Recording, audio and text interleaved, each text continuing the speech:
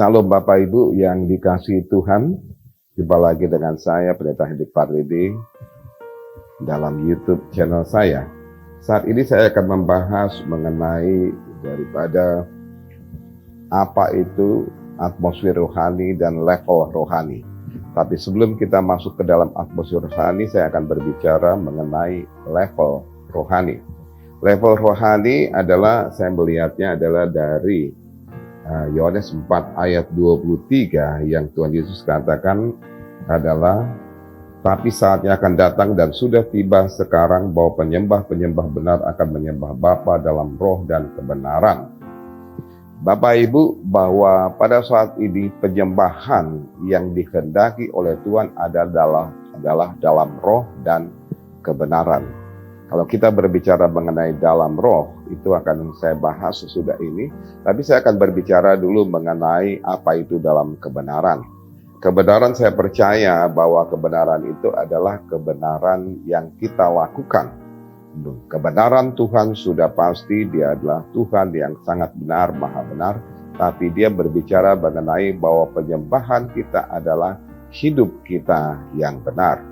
Bahkan di dalam Roma dikatakan, persembahkanlah tubuhmu, hidupmu sebagai persembahan yang kudus dan berkenan kepada Allah Tuhan, karena itu adalah ibadah ataupun penyembahan, ataupun itu yang Tuhan berkenan kepada kita. Nah, ketika kita berbicara mengenai kebenaran, saya berbicara mengenai, atau saya mendapatkan satu hikmat daripada Tuhan yang berbicara mengenai bahwa kebenaran kita ini nggak sama, Bapak Ibu. Bahwa kita, setiap orang Kristen, orang percaya mempunyai level yang berbeda-beda di dalam pengikutsertaan kita kepada Tuhan, sehingga begitu juga kita akan mendapatkan ataupun mengalami suatu level yang berbeda-beda ketika kita melakukan kebenaran. Ketika pertama kali kita bertobat, maka kita di situ kita mengalami suatu perjumpaan dengan Tuhan. Pertobatan adalah suatu momen yang sangat luar biasa ketika seseorang berjumpa dengan Tuhan sehingga dia berubah hidupnya. Kalau Alkitab katakan ataupun banyak doktrin mengatakan bahwa berubah 180 derajat. Bukan 360 derajat, kalau 360 derajat kembali lagi, tapi 180 derajat artinya dari kalau dia berjalan ke utara, sekarang ke selatan. Kalau dia barat, ke barat, sekarang ke timur. Artinya bahwa kalau dulu mereka berjalan kepada maut, sekarang mereka berjalan kepada kehidupan.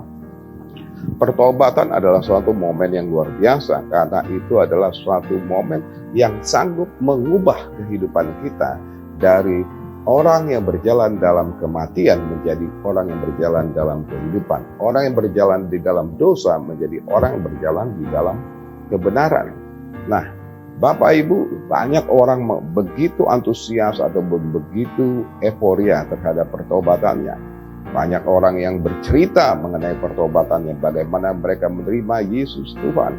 Itu adalah suatu momen yang sangat-sangat luar biasa. Bahkan kalau kita melihat banyak orang-orang yang bertobat, orang-orang terkenal sampai bersaksi kepada gereja-gereja, keliling-keliling gereja menyaksikan bahwa dia sudah bertobat, sudah menerima Yesus sebagai Tuhan dan Juru Selamat pribadi mereka.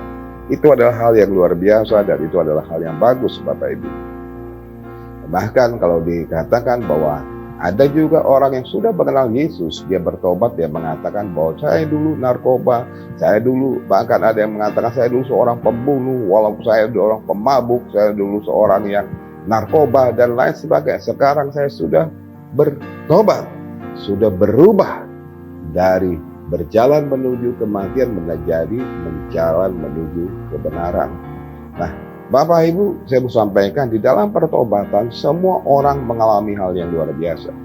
Saya percaya bahwa pertobatan siapapun juga adalah momen yang sangat dihargai oleh Tuhan. Bahkan Tuhan katakan momen ini disebutkan juga adalah cinta mula-mula ketika aku pertama kali mendapatkan kasih setia Tuhan. Momen itu sanggup mengubah tadi dari kematian kepada kehidupan. Jadi sangat luar biasa. Tapi Bapak Ibu, ketika kita bertobat, apa yang terjadi? Ketika kita akhirnya memutuskan untuk hidup di dalam perjalanan menuju kepada kehidupan, apa itu sudah langsung selesai? Ternyata prosesnya masih panjang Bapak Ibu. Kita masih berjalan terus di dalam pertobatan. Ya, kalau sekarang saya sudah bertobat, tidak mabuk, besok saya juga berjalan tidak mabuk lagi. Kalau dulu saya narkoba, sekarang saya tidak pakai narkoba, besok juga saya tidak akan narkoba, bahkan seterusnya Bapak Ibu. Begitu juga kalau ada yang mengatakan dulu adalah saya seorang, misalnya penjinah dan lain sebagainya, maka dia harus mengambil komitmen supaya pertobatannya itu adalah tetap. Supaya apa yang Tuhan berikan kepada dia adalah tetap. Dia tidak bisa mengatakan bahwa saya sekarang bersaksi, saya sudah bertobat dan lain sebagainya. Tapi nanti setelah berjalannya waktu dia kembali lagi. Nah, ini adalah sesuatu yang sangat menyedihkan. Oleh karena itu, saya mau sampaikan bahwa pada saat ini, saya mau sampaikan bahwa pertobatan yang sangat luar biasa adalah permulaan dari suatu perjalanan kekristenan yang masih panjang, bahkan sangat panjang. Oleh karena itu, jangan berhenti dengan euforia yang itu-itu aja Bapak Ibu.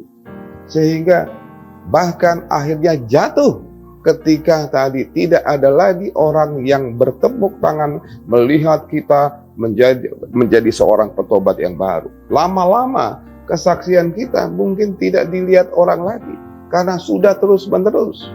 Nah, disitulah banyak orang berpikir, bahwa saya tidak terkenal lagi dan kesaksian saya tidak memberkati orang lagi. Enggak Bapak Ibu. Oleh karena itu pada saat ini, di dalam pertobatan kita harus memegang yang namanya adalah komitmen. Saya mengatakan di sini adalah level pertama. Level pertama berbicara mengenai komitmen yang terus-menerus. Komitmen kita bukan hanya hari ini bertobat, tapi juga besok bertobat, lusa bertobat, minggu depan bertobat, bulan depan bertobat, tahun depan juga kita bertobat. Bahkan sampai selama-lamanya kita tetap memegang daripada komitmen kita untuk bertobat. Nah, kalau sampai ke sana Bapak Ibu, maka kita akan menjadi orang yang akan sukses di dalam menjalani daripada level pertobatan ini. Sekali lagi saya katakan, kalau ini menjadi komitmen kita, maka kita akan menjadi orang yang sukses di dalam menjalani level pertobatan kita. Dan saya sampaikan juga, setelah itu apa yang terjadi dalam level-level pertobatan? Kalau memang itu adalah level pertobatan, apa yang terjadi? Bapak Ibu, seorang yang bertobat, maka dia akan mengalami namanya perjumpaan dengan Tuhan. Dia mengalami cinta yang mula-mula, dia mengalami banyak hal, bahkan peristiwa-peristiwa rohani. Ya, saya mau sampaikan sekali lagi, ada orang-orang yang dia bertobatnya karena dia mengalami satu peristiwa-peristiwa rohani. Dia bisa berjumpa dengan Tuhan Yesus. Ketika dulu agamanya lain, sekarang ketika dia sedang misalnya berdoa, tiba-tiba Tuhan datang dan mengatakan ikutlah aku. Nah, dia mengikuti. Nah, itu adalah suatu level yang terjadi di dalam level pertobatan. Amazing, luar biasa, iya. Tapi saya mau sampaikan itu tetap ada dalam suatu yang namanya level rohani. Loh, kok begitu? Bukankah itu adalah sesuatu yang hebat? Bukankah orang misalnya yang bertobat dengan berjumpa dengan Tuhan Yesus itu adalah orang yang lebih hebat dibandingkan orang yang bertobat hanya karena mendengar khotbah? Enggak Bapak Ibu. Karena apa saya sampaikan bahwa dampaknya hanya satu. Apapun kejadiannya, dampaknya cuma satu, bahwa Alkitab berbicara bahwa orang itu sedang berbelok dari menuju kepada kematian, menuju anugerah kepada kehidupan. Jadi saya mau sampaikan, walaupun prosesnya luar biasa, tapi anugerahnya sama, yaitu hidup yang kekal. Oleh karena itu, apapun juga situasi pertobatannya, semua itu hanya menunjukkan satu adalah anugerah daripada Yesus yang membawa engkau menerima keselamatan. Saya waktu pertama kali bertobat, saya tidak mengalami hal-hal yang spektakuler, Bapak Ibu. Bahkan saya berkali-kali ragu-ragu apakah saya sudah bertobat. Tapi lama-lama akhirnya dalam proses itu lama-lama saya tahu bahwa saya sudah menjalani pertobatan itu. Dan saya sudah mengalami daripada keselamatan itu. Oleh karena itu sekali lagi Bapak Ibu, saya bersyukur dengan proses-proses itu. Tapi hanya satu yang didapatkan daripada pertobatan adalah anugerah kehidupan daripada Tuhan. Nah, ketika kita bertobat, Tuhan juga akan berurusan dengan hal-hal yang kecil. Tuhan memberikan hal besar, tapi nanti Dia akan memberikan juga hal-hal yang kecil. Ingat Bapak Ibu, bahwa bukan hanya pertobatan, bukan hanya urusan hal-hal yang besar. Banyak orang mengatakan bahwa, saya sudah bertobat dari hal-hal yang besar. Dulu saya narkoba, sekarang tidak lagi. Tapi saya bangun jam 12 siang. Saya nggak bisa bangun pagi. Saya nggak bisa berdoa kepada Tuhan pagi-pagi karena saya ngantuk, dan lain sebagainya, karena saya malas, karena saya dan lain-lain sebagainya. Bapak, itu hal-hal kecil juga perlu pertobatan. Tuhan sedang akhirnya kita akan masuk kepada yang namanya proses. Yang level kedua ketika kau bertobat, maka kita akan masuk yang namanya adalah proses, adalah pemulihan daripada Tuhan. Ketika dulu kau bertobat, kau merasa bahwa segala sesuatu sudah beres. Tapi ketika kau terus ada dalam Tuhan, maka kita akan melihat ternyata hidup kita jauh lebih beres. Lebih tidak beres lagi, maaf Bapak. Kenapa? Seorang profesor dari sesuatu universitas terkenal pernah mengatakan dalam satu khotbah, dia katakan bahwa begitu saya mengetahui banyak, maka saya akan mengetahui bahwa saya tidak mengetahui banyak.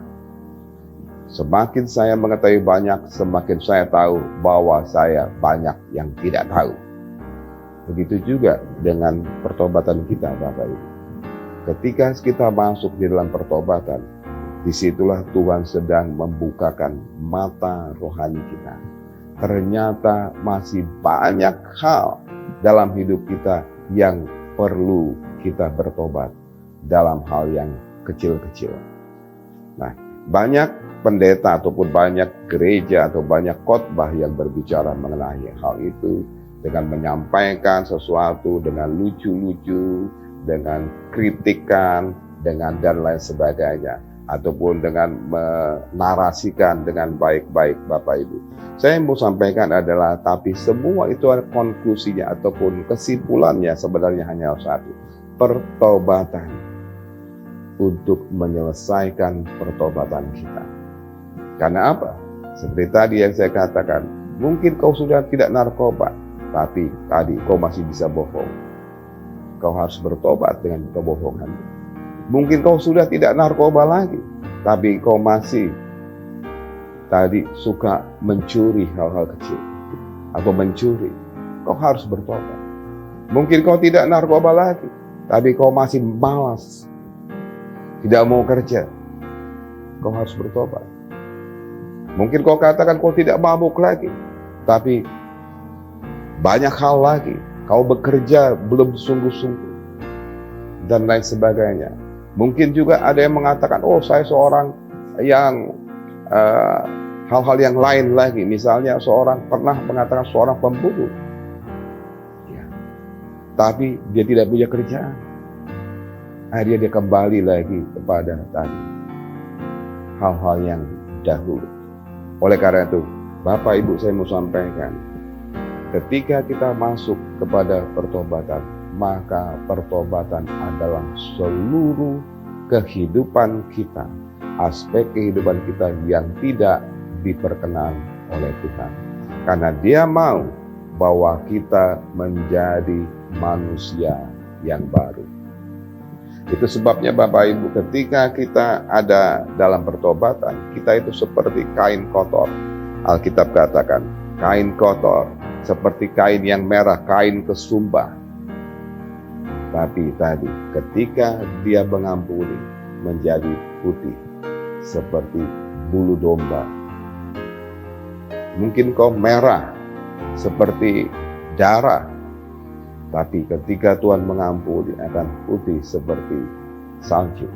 Nah, Bapak Ibu, artinya Tuhan membuat sesuatu catatan yang baru. Tapi ketika catatan baru tadi, masih ketika kita menulis terjadi lagi catatan-catatan tadi. Memang nggak sebesar yang dulu, tapi banyak. Itulah yang harus kita, tiap hari kita tipex, tiap hari kita hapus. Supaya apa? Supaya suatu saat kita benar-benar menjadi serupa dengan Tuhan. Nah, Bapak Ibu, saya mau sampaikan bahwa begitu juga di gereja. Saya melihat bahwa ada orang-orang yang tadi suka bergosip, dikatakan sering terjadi ketika orang suka bergosip. Oh, saya dulu sudah bertobat, saya sudah bertobat karena saya adalah dulu orang jahat, saya dulu preman, saya dulu penjinah dan lain sebagainya. Sekarang saya sudah bertobat. Tapi tadi mulut ataupun bicaranya masih bergosip kiri kanan dan lain sebagainya. Nah, Bapak Ibu, saya katakan level pertobatan adalah level yang sangat besar. Oleh karena itu kita harus terus-menerus mengevaluasi diri kita supaya kita benar di hadapan Tuhan. Saya percaya Dia membuat hidup kita yang baru. Kita harus mengerti bahwa Tuhan sedang membuat lembaran baru dalam kehidupan kita. Lembaran yang lama memang sudah dihapus. Terjadi lembaran yang baru. Tapi sekali lagi Bapak Ibu, ketika kau berjalan di dalam tadi level pertobatan, maka masih banyak lagi hal-hal yang setelah kita berjalan, kita tulis lagi hal-hal yang jelek. Kita harus menghapus terus. Bagaimana kita dapat hidup di dalam pertobatan yang terus? Yang pertama adalah saya mau sampaikan adalah masuklah di dalam suatu komunitas pertobatan. Jangan masuk kepada komunitasmu yang lama. Mungkin kau berkata, Bapak, saya nggak punya teman. Yang teman saya adalah orang yang dulu. Saya adalah orang yang tidak bisa berteman. Saya punya teman, ya itu aja. Kalau saya bertobat, maka saya tidak mempunyai teman. Cari teman yang baru. Masuklah dalam suatu komunitas yang sungguh-sungguh di dalam Tuhan. Komunitas yang pertama adalah gereja. Cari dalam gereja, masuklah dalam gereja. Jangan menganggap dirimu menjadi orang yang paling penting di gereja. Siapapun dirimu, mungkin kau dalam pertobatan kau mungkin ada seorang artis dan mengatakan pertobatanmu luar biasa. Tapi ketika kau masuk, kau harus tahu bahwa kau sedang belajar kebenaran. Mungkin kau katakan, saya dulu tokoh agama yang besar daripada agama yang seberang. Sekarang saya tahu. Saya mau sampaikan, kau harus belajar di dalam pertobatan yang benar di dalam Tuhan. Karena pertobatan bukan berbicara mengetahui daripada doktrin yang benar. Pertobatan bukan berbicara mengenai daripada apa yang tertulis yang benar. Mana yang tertulis? Yang benar kitab ini atau kitab ini? Sekarang saya tahu bahwa Alkitab adalah benar. Alkitab dari dulu sudah benar, Bapak Ibu. Gak perlu tanpa kita saksikan atau tanpa perlu kita ngotot dengan Alkitab. Alkitab adalah sudah benar. Tapi yang kedua adalah Tuhan mau diri kita benar.